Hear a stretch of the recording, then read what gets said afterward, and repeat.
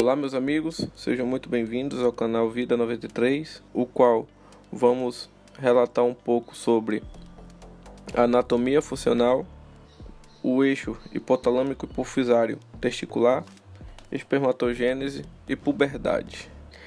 Dando início ao assunto, a gente vai falar sobre a anatomia funcional, o qual é composto por órgãos genitais constituídos de 2 testículos, cada qual sustentado dentro do escroto pelo cordão espermático e pelo músculo cremaster, 2 epidídimos, 2 ductos deferentes, glândulas sexuais acessórias e pênis.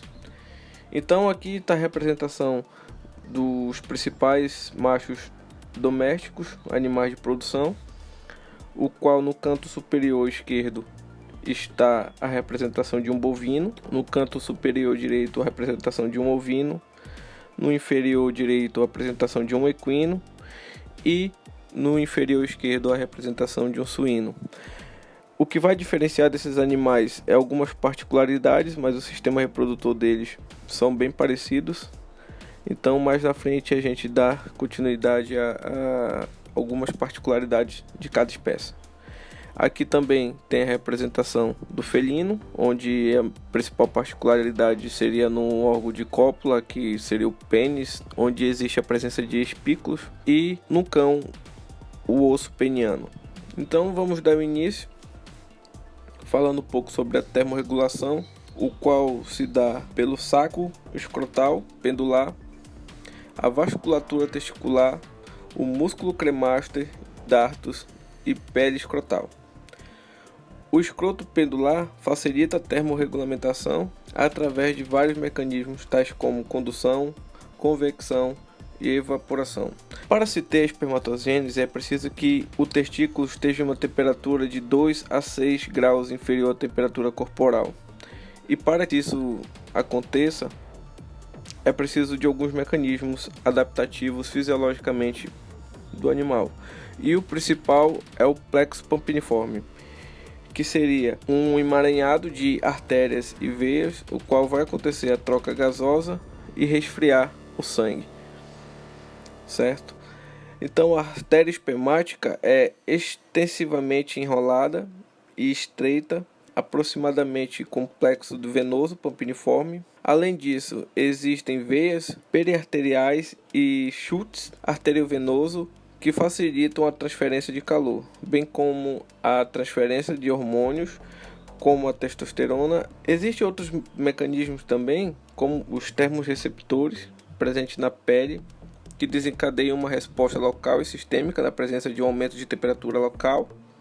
As glândulas sebáceas e sudoríparas, responsáveis principalmente pela transpiração e palpitação.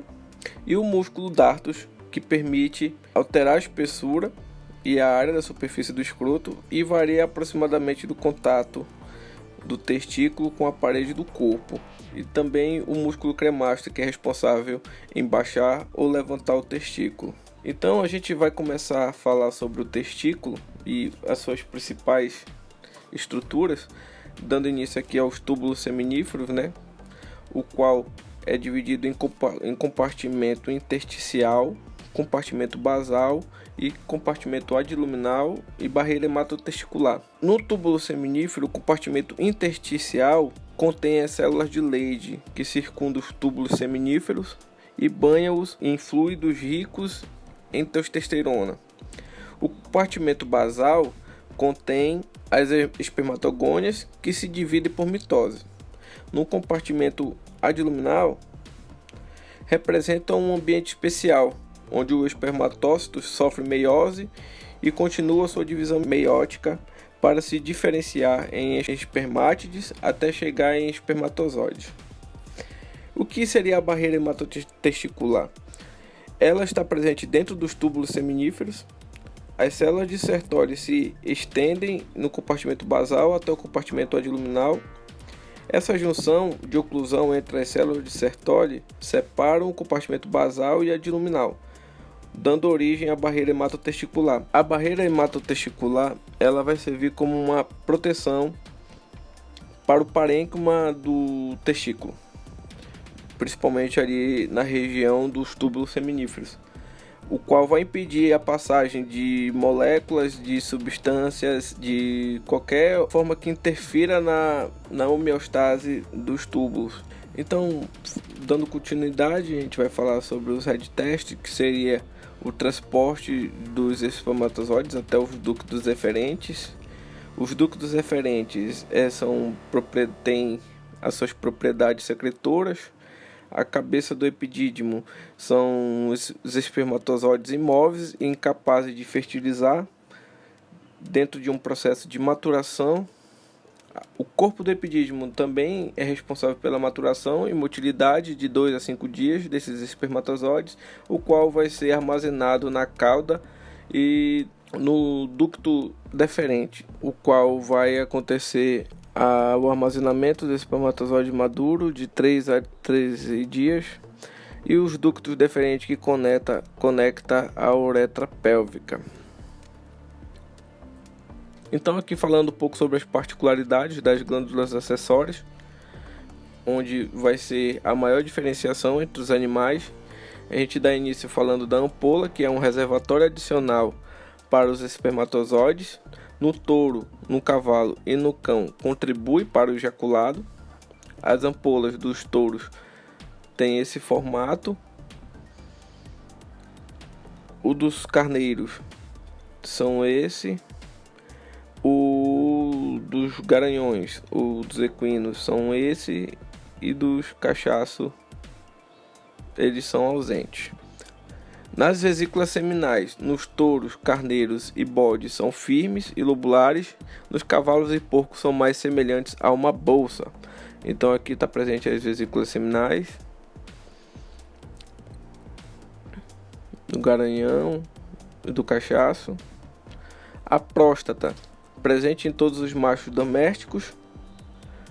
Aqui a gente tem a representação da próstata do touro, carneiro, porco e equino ou garanhão. As bulboretrais, que são tão grandes quanto as próstatas no gato, cavalo e no touro, pequenos, arredondados e ovoides. Aqui está presente a bulboretral do touro, do carneiro, do cachaço e do garanhão.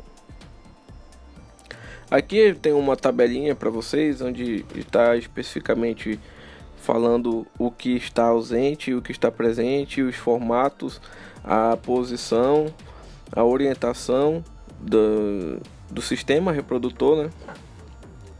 Onde no touro, no bode e no carneiro está presente todas as estruturas, sendo que a sua orientação do testículo é caudo vertical, direcionado ventralmente. O tipo de pênis que a gente vai falar um pouco mais na frente é sigmoide e fibroelástico, e o local de deposição do sêmen é na vagina. Nos cavalos também está presente todos.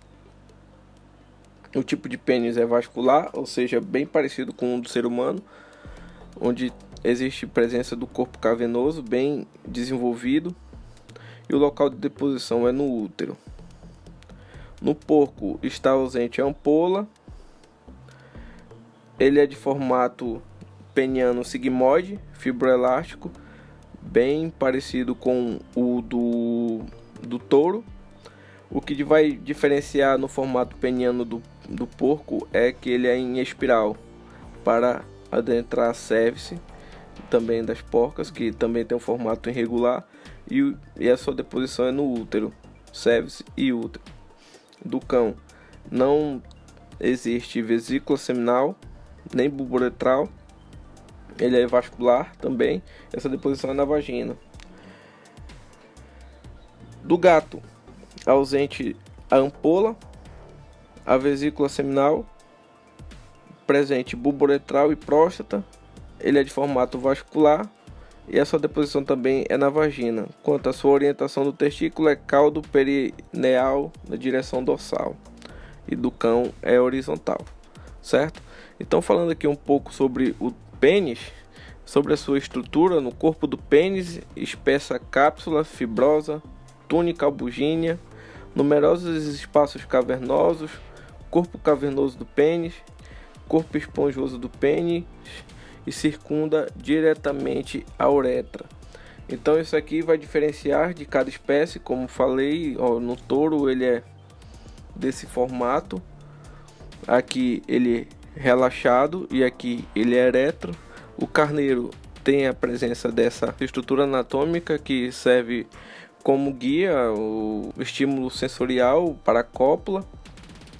O do cachaço ele é bem enrolado de forma espiral, né? Onde, como eu falei, vai servir para adentrar a cervice das porcas, que tem formato irregular.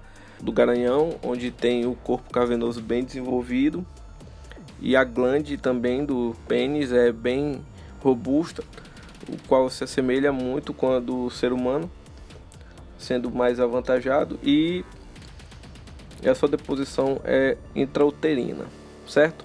Então o que seria a emissão? Seria a liberação dos espermatozoides e fluido das glândulas acessórias na uretra pélvica, resultado da contratação dos ductos deferentes e das glândulas acessórias, mediada pelo sistema simpático. E a ejaculação seria o reflexo sacral mediado pelo sistema parasimpático, contrações rítmicas dos músculos bulbo-esponjosos, isquio, cavernoso e uretral. O sistema simpático sacral aumenta o fluxo venoso, contraindo o músculo retrator do pênis, o recolhendo. Isso aqui acontece depois da ejaculação, onde o animal entra em estágio de repouso, né, após a cópula, devido ao grande gasto de energia que se teve para realizar o ato. Então é isso que eu tenho para apresentar a vocês sobre anatomia. Aguardem as próximas videoaulas, que a gente vai tentar explicar um pouco mais sobre o eixo hipotalâmico hipofisário testicular. Então eu peço que, se ajudei a você alguma coisa, que se inscreva no canal, curta, compartilhe o canal também e sigam na rede social. No caso que eu mais uso é o Instagram, onde eu posto meu dia a dia, do que eu faço, e se você se agradar, pode ficar à vontade a seguir, certo? Muito obrigado a todos, um grande abraço.